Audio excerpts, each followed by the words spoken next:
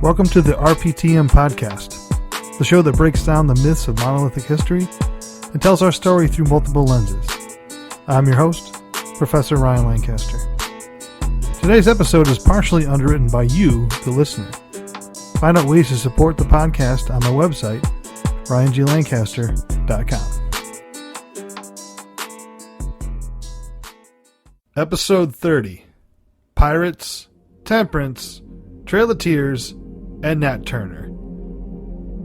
Pseudohistory makes extraordinary or exaggerated claims with insufficient evidence. A great example of this is the claim of Irish slavery. The claim that colonists enslaved Irish people in the British American Colonies stems from a misrepresentation of the idea of indentured servitude. Indentured servants were people required to complete unpaid labor for a contracted period.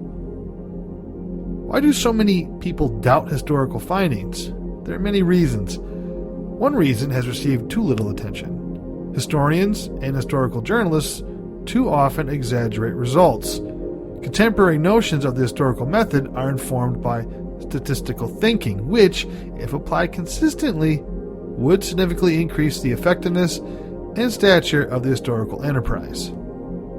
American history is filled with some fantastic stories. The thing is, some of them aren't exactly true.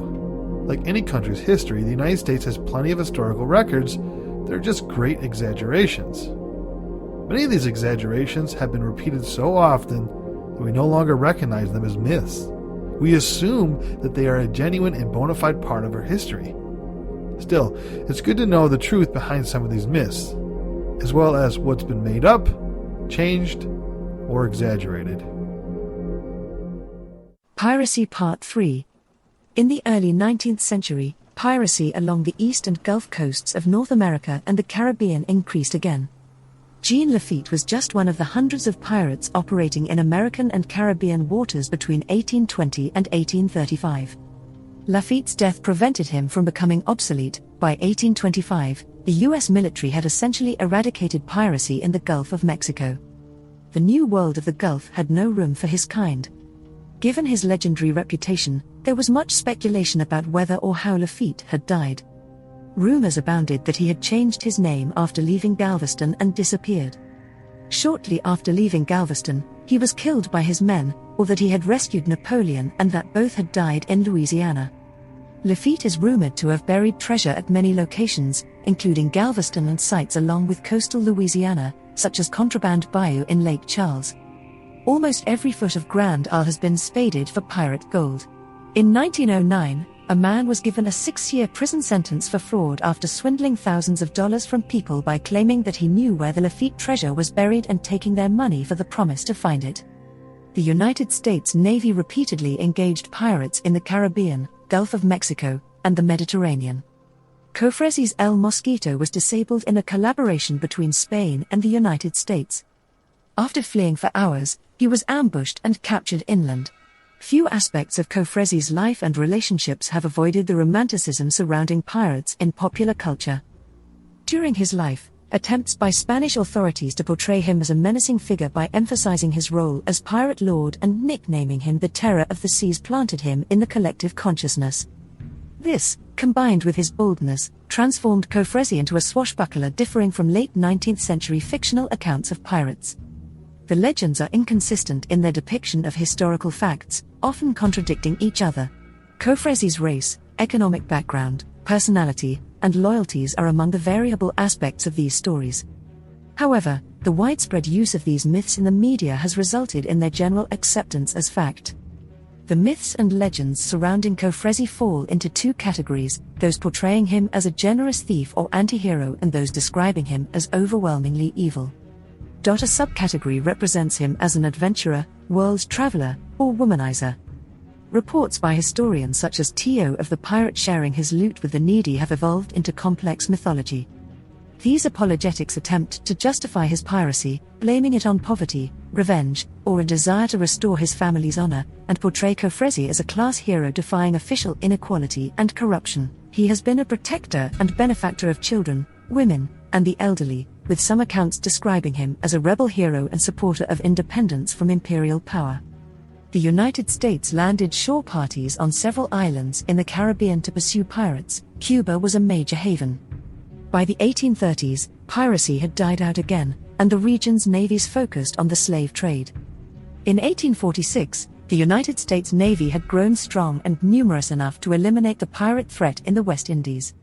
By the 1830s, ships had begun to convert to steam propulsion, so the age of sail and the classical idea of pirates in the Caribbean ended. Privateering, similar to piracy, continued as an asset in the war for a few more decades and proved to be of some importance during the naval campaigns of the American Civil War. Privateering would remain a tool of European states until the mid-19th century's Declaration of Paris. But letters of marque were given out much more sparingly by governments and were terminated as soon as conflicts ended. The idea of no peace beyond the line was a relic that had no meaning by the more settled late 18th and early 19th centuries. In late 18th, mid-19th century America, river piracy was primarily concentrated along the Ohio River and Mississippi River valleys. In 1803, at Tower Rock, the U.S. Army Dragoons, possibly from the Frontier Army post upriver at Fort Kaskaskia, on the Illinois side opposite St. Louis, raided and drove out the river pirates. Stack Island was also associated with river pirates and counterfeiters in the late 1790s. In 1809, the last significant river pirate activity took place on the upper Mississippi River, and river piracy in this area abruptly ended when a group of flatboat men raided the island, wiping out the river pirates. From 1790 to 1834, Cave-in Rock was the principal outlaw lair and headquarters of river pirate activity in the Ohio River region. Samuel Mason led a gang of river pirates on the Ohio River. According to Spanish colonial court records, Spanish government officials arrested Samuel Mason and his men, early in 1803, at the Little Prairie Settlement, now Caruthersville, in southeastern Missouri. Mason and his gang, including his family members, were taken to the Spanish colonial government in New Madrid, Spanish Upper Louisiana Territory, along the Mississippi River, where Spanish officials held a 3-day hearing to determine whether Mason was genuinely involved in river piracy, as he had been formally accused of this crime. Although he claimed he was simply a farmer who his enemies had accused, the peculiar presence of $7,000 in currency and 20 human scalps found in his baggage was the damning evidence that convinced the Spanish he indeed was a river pirate. Mason and his family were taken, under armed guard, to New Orleans, the capital of Spanish Lower Louisiana Territory, where the Spanish colonial governor ordered them handed over to the American authorities in the Mississippi Territory, as all crimes they had been convicted of appeared to have taken place in American territory or against American riverboats.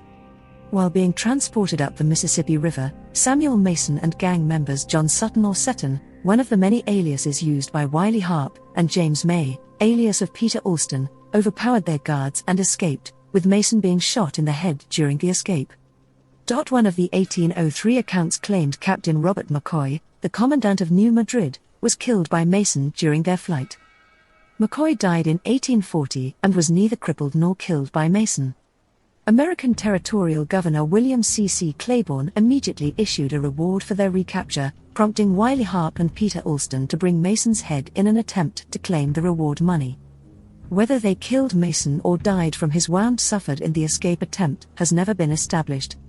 Sutton and May were recognized and identified as wanted criminals. Wiley Harp and Peter Alston were arrested, tried in U.S. federal court, found guilty of piracy, and hanged in Old Greenville, Jefferson County, Mississippi Territory in early 1804. River piracy continued on the lower Mississippi River from the early 1800s to the mid-1830s, declining due to direct military action and local law enforcement and regulator vigilante groups that uprooted and swept out pockets of outlaw resistance.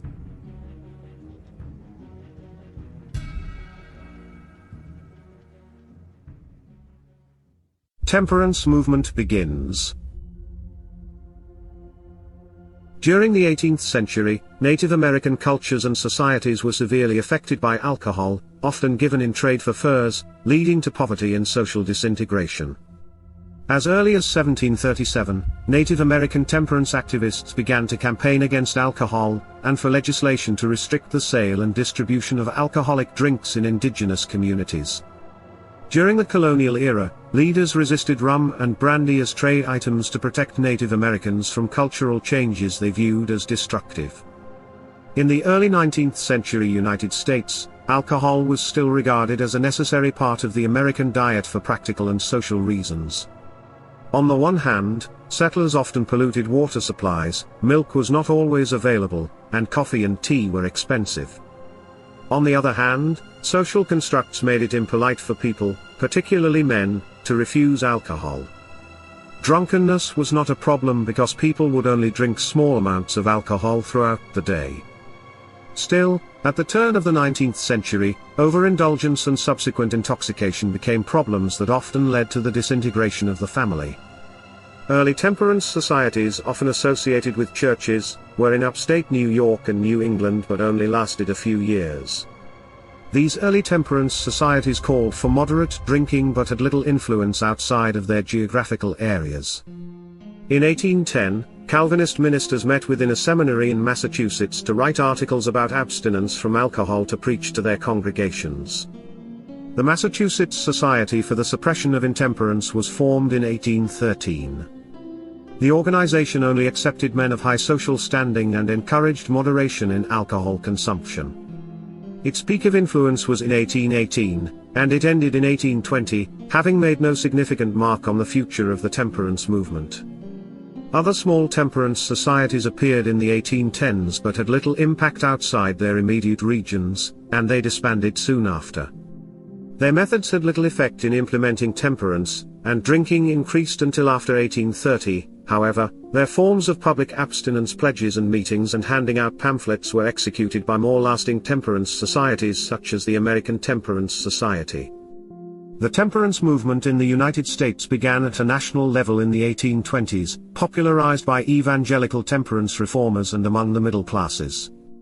There was a concentration on advice against hard spirits rather than abstinence from all alcohol, and moral reform rather than legal measures against alcohol.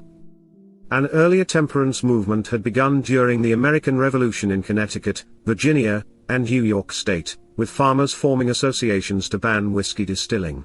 The movement spread to 8 states, advocating temperance rather than abstinence and taking positions on religious issues such as observance of the Sabbath. After the American Revolution, there was a new emphasis on good citizenship for the new republic. With the evangelical Protestant religious revival of the 1820s and 1830s, called the Second Great Awakening, social movements began aiming for a perfect society. This included abolitionism and temperance. The awakening brought with it optimism about moral reform, achieved through volunteer organizations. Although the temperance movement was non-sectarian in principle, the campaign mainly consisted of churchgoers. The temperance movement promoted temperance and emphasized the moral, economic, and medical effects of overindulgence. Early temperance reformers often viewed drunkards as warnings rather than victims of a disease, leaving the state to take care of them and their conduct. By the 1830s, most temperance organizations became convinced that the only way to prevent alcohol abuse was to avoid alcohol consumption, that is, to impose prohibition. Abraham Lincoln, who would later become president, held a liquor license in 1833, and operated several taverns. The average person in the US aged 15 or older drank over 27 gallons of beer each year, a quantity about 3 times the current rate. In 1831, state temperance societies in every state except Alabama, Illinois, Maine, and Missouri. However, every state had local institutions. In July 1832, Congress passed a law that banned alcohol in the Indian country, although they were virtually impossible to enforce because of the remoteness of much of the country, and temperance societies had been established in all but 3 states the same year. By 1833, there were about 5,000 temperance groups in the country with a combined membership of over 1,250,000 members. The American Temperance Union published the Journal of the American Temperance Union for Adults and Youth's Temperance Advocate for Young People. It published a variety of books, reports, pamphlets, and other materials promoting the temperance movement. Arkansas passed legislation enabling counties and municipalities to establish prohibition, which many chose to do. In 1838, Maine passed its 15-gallon law designed to reduce the availability of distilled spirits by making that amount the minimum legal purchase quantity. Tennessee made it a misdemeanor to sell alcoholic beverages in taverns or stores.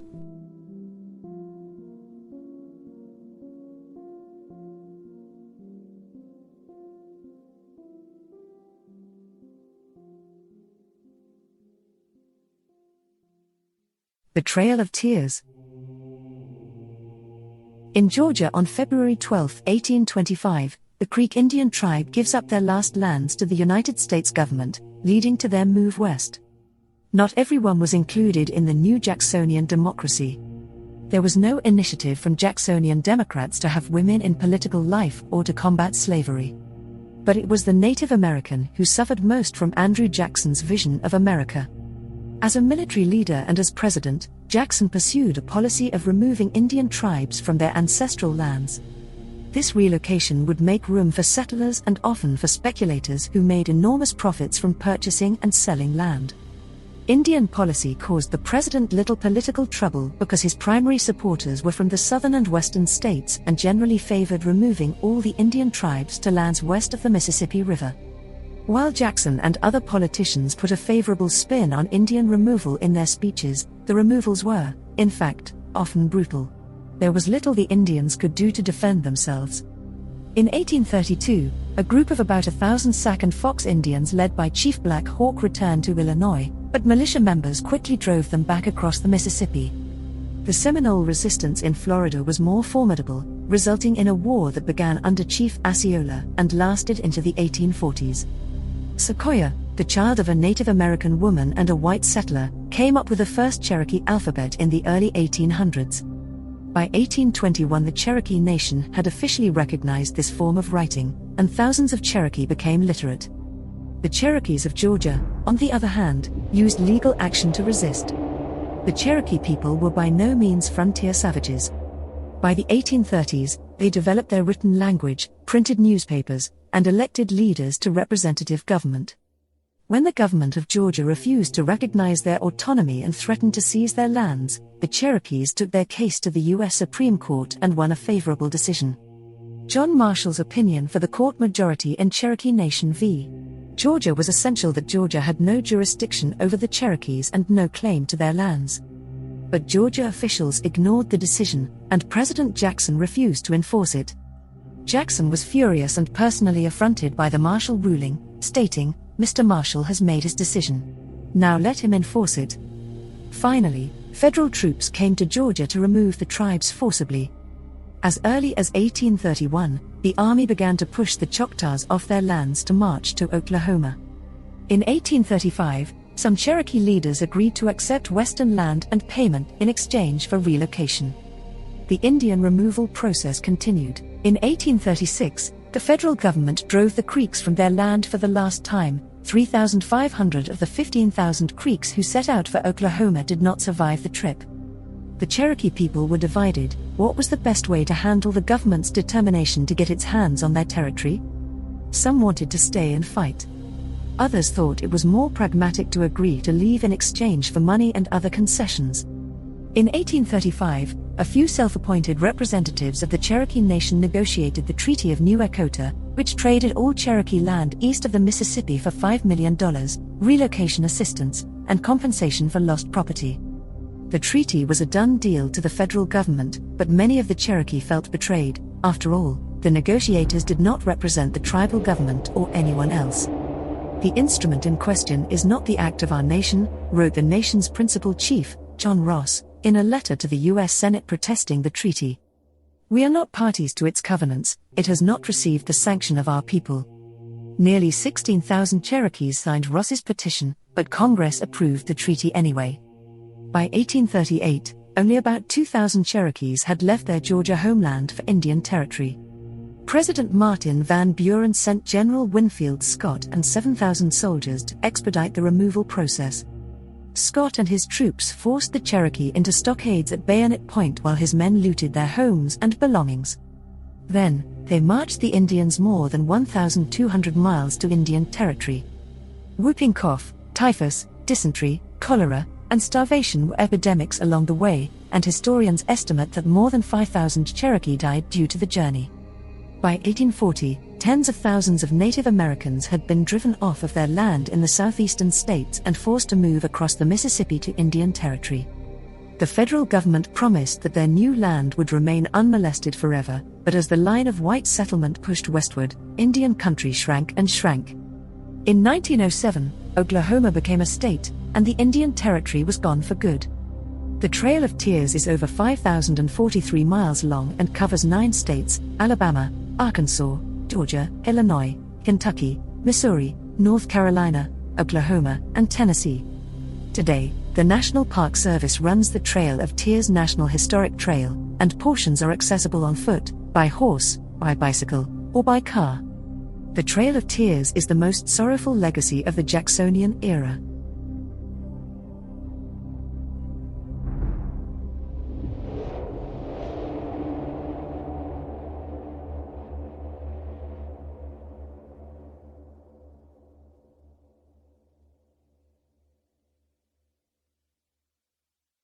The Book of Mormon. April 6, 1830, Joseph Smith organizes the Mormon Church, known as the Church of Jesus Christ of Latter-day Saints, in Fayette, New York. He had published the Book of Mormon on March 26, 1830. Born in Vermont in 1805, Smith claimed in 1823 that he had been visited by a Christian angel named Moroni, who spoke to him of an ancient text that had been lost for 1,500 years. The holy text, supposedly engraved on gold plates by a Native American historian in the 4th century, related a story of Israelite peoples who had lived in America in ancient times. During the next several years, Smith dictated an English translation of this text to his wife and other scribes, and in 1830 the Book of Mormon was published. In the same year, Smith founded the Church of Christ, later known as the Church of Jesus Christ of Latter-day Saints, in Fayette Township. The religion rapidly gained converts, and Smith set up communities in Ohio, Missouri, and Illinois. However, the Christian sect was also heavily criticized for its unorthodox practices, such as polygamy.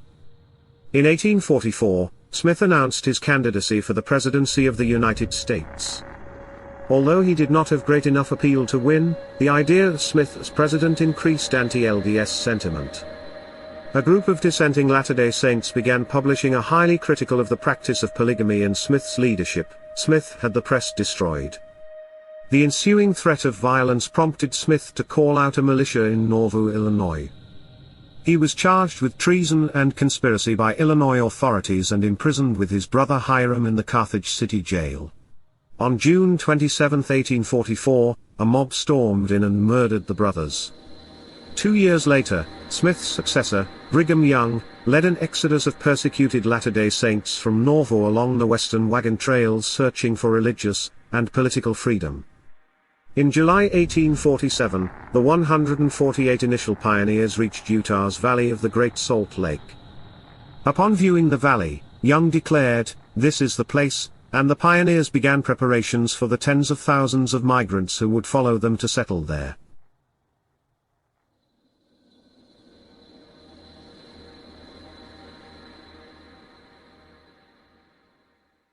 Nat Turner. Nat Turner's rebellion was a rebellion of enslaved Virginians that took place in Southampton County, Virginia, in August 1831, led by Nat Turner.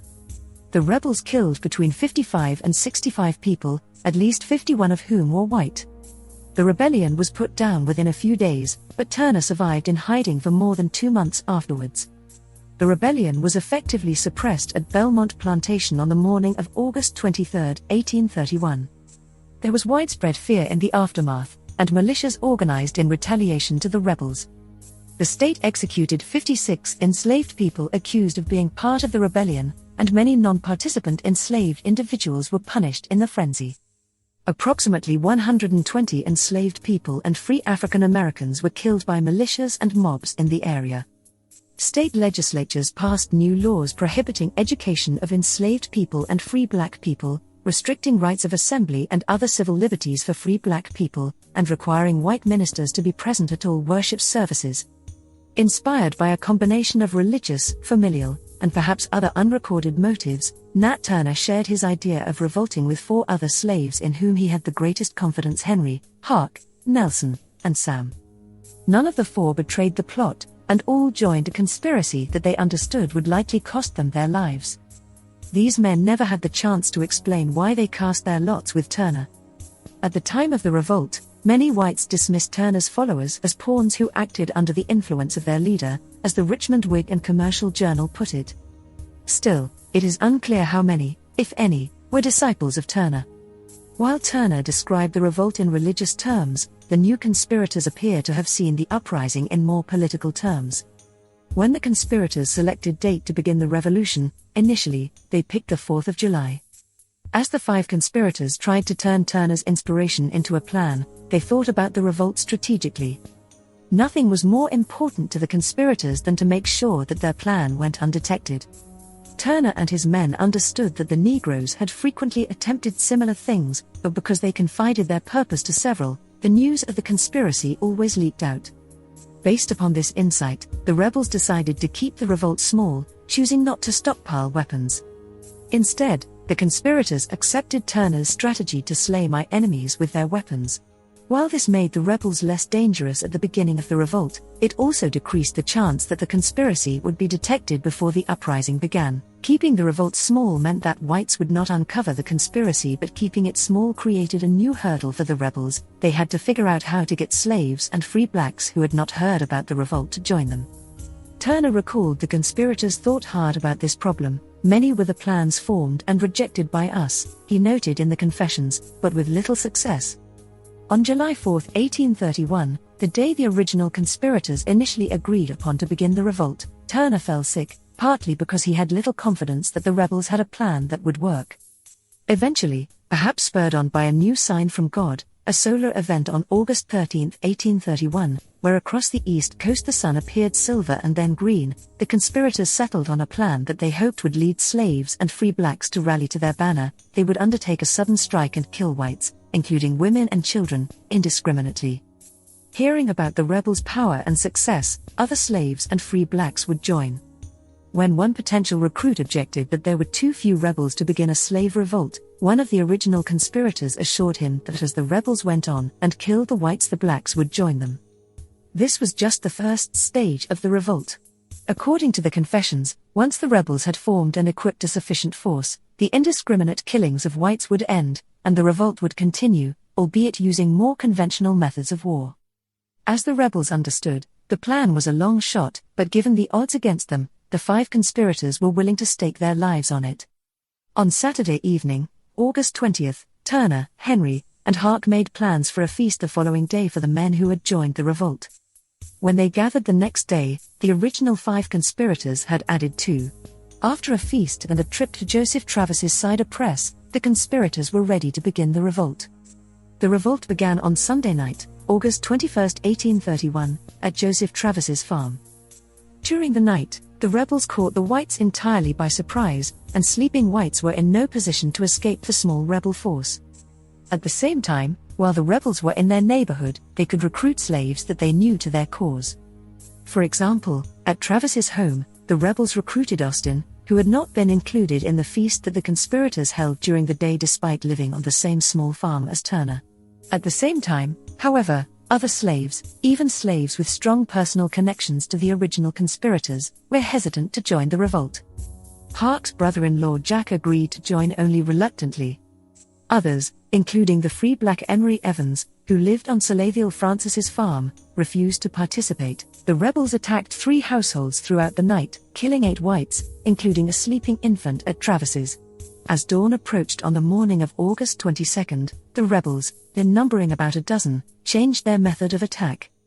They moved stealthily and attacked in silence. During the day, they moved quickly and boldly. At Elizabeth Turner's, Austin shot Hartwell Peebles when any rebel killed someone with a gun. During the morning, the rebels also separated into 2 squads, one on horseback, one traveling by foot. This allowed the one on horseback to launch more and faster strikes. These attacks were successful in terms of killing whites. For example, at Catherine Whitehead's plantation, rebels killed all but one of the white residents, including Margaret Whitehead, the only person Nat Turner killed, but the rebels continued to struggle to win supporters among slaves. Among Whitehead's 27 slaves, the rebels found, at most, a single recruit, and several of Catherine Whitehead's slaves foiled the rebels' efforts to kill Harriet Whitehead. At New Harris's even larger plantation, the rebels failed to gain a single recruit. It was clear that the rebels would not inspire a mass movement by late morning as they had hoped. Nevertheless, at about 40 slaves, the rebel army was a dangerous force. By mid-morning, The challenge of recruiting was compounded by a new problem for the rebels. News about the revolt had spread, making it harder for the rebels to find whites.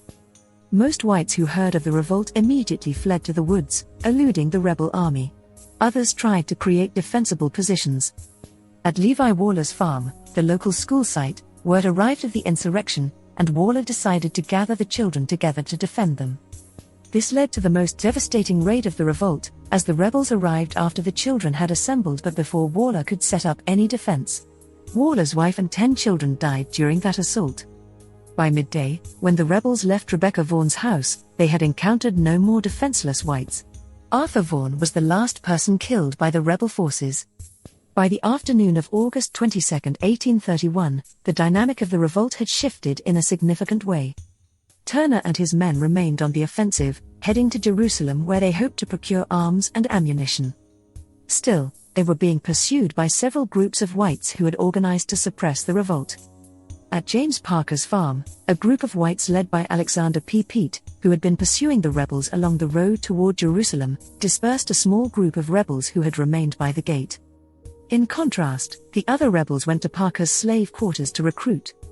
This white force then engaged the main rebel force at Parker's farm. Peet and his men were driven from the field. The rebels pursued the fleeing men, but the pursuit led the rebels into an ambush set by other whites who had heard fighting. Turner's men were dispersed, and the rebels were turned back from their approach toward Jerusalem. Following the defeat at Parker's farm, the rebels spent the afternoon trying to regroup.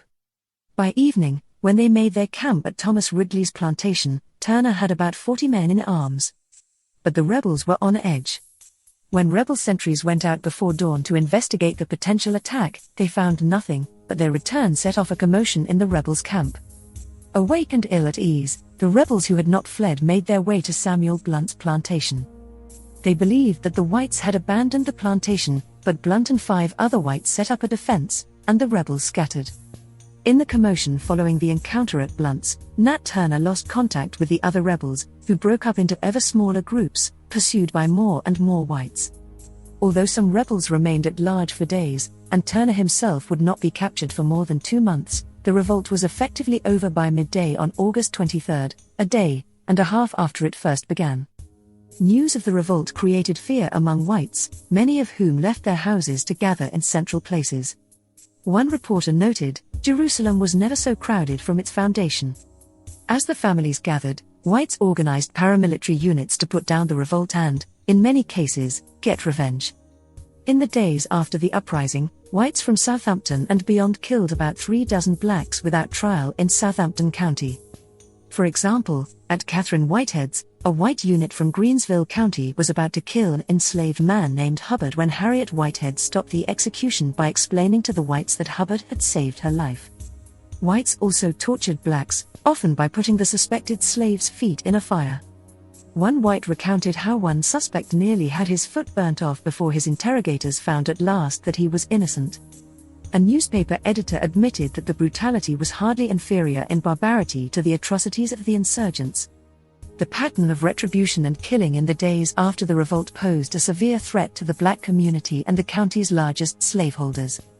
After the uprising, anyone could freely kill a slave and escape punishment if the killer claimed that he thought that the slave was a suspected rebel. To stop such indiscriminate killings, on August 28, 1831, General Richard Appas, the leader of the state militia force in Southampton, issued an order calling for whites to abstain in the future from any acts of violence to any personal property whatever, in other words, enslaved men and women, for any cause whatever.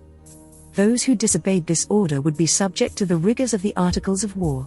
The effort to stop extra-legal killings was largely successful and meant that after that, most slaves who were suspected of supporting the rebels appeared in court. The trials of suspected slave rebels began on August 31, 1831.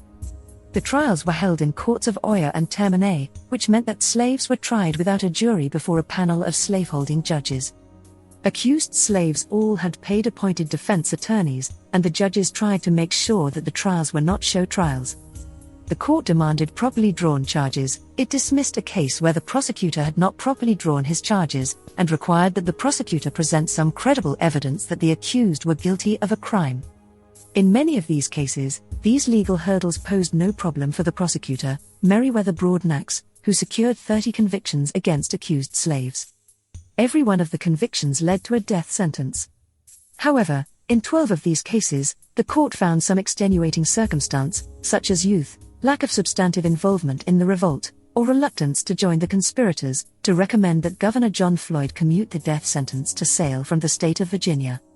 The governor followed the court's recommendations. In every case the court provided a unanimous recommendation, although he was inclined but unable to commute the sentence of Lucy, the one woman convicted for a role in the revolt. In the one case where a split court recommended commutation, Floyd sided with the minority and allowed the execution to proceed. The judges also examined 5 free blacks. 4 were remanded until the next meeting of the Superior Court of Chancery, where 3 would be acquitted. 1. Barry Newsom, was convicted and, on May 11, 1832, became the last of 19 people executed in Southampton County for their role in the revolt. While the trials and executions were ongoing, Nat Turner himself remained at large. For nearly 2 months, he evaded whites until a dog happened upon his hideout and found some meat. The dog returned a few nights later, accompanied by 2 blacks who were out hunting. When Turner revealed himself to them, he pleaded for them to keep his hiding place secret, but they ran away. Realizing that they would betray me, Turner fled from his initial hiding place. Whites, who had no clear idea where Turner was up to that point, renewed their search near where the revolt began. Benjamin Phipps finally captured Turner on October 30, 1831. The next day, Turner was brought to Jerusalem, where he was examined by James Tresvant and James W. Parker, 2 of the most prominent political figures in Southampton County. The examination lasted more than an hour, and witnesses found Turner quite communicative. Turner's willingness to answer any questions created an opportunity for Thomas A. Gray, a young ne'er-do-well attorney, who offered to publish Turner's confession. Turner agreed. Gray met with Turner over a series of 3 days and took down Turner's confessions. On November 5, 1831, Tresvant may have read a draft of the confessions at Turner's trial. Gray took the final version of the confessions to Washington, D.C., to register it for copyright, which was done even before Turner was executed on November 11, 1831. The confessions was published by the end of November 1831. Outside of Southampton County, the revolt had significant repercussions. Whites in nearby Virginia and North Carolina worried that the plot extended beyond Southampton. This led to both extra-legal and legal retribution against blacks suspected of being privy to the plot. Elsewhere in the South, most notably in and around Wilmington, North Carolina, fears of slave insurrections led to terrible panics and brutal reprisals against local blacks. Because the revolt reminded whites about the dangers of slavery, roughly 2,000 Virginians petitioned the state legislature to do something about slavery. A committee charged with considering the petitions reported that it was inexpedient for the General Assembly to pass any laws that would end slavery in Virginia. Delegate William Preston offered an amendment that replaced inexpedient with expedient.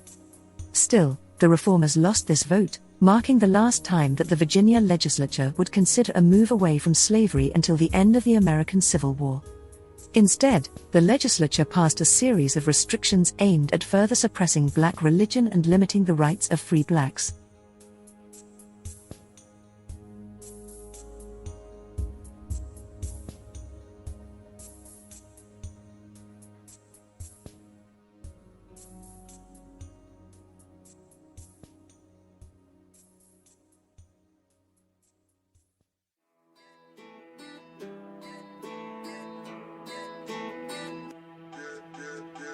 You've been listening to the RPTM podcast. If you like what you hear, please rate us on whatever platform you're listening on.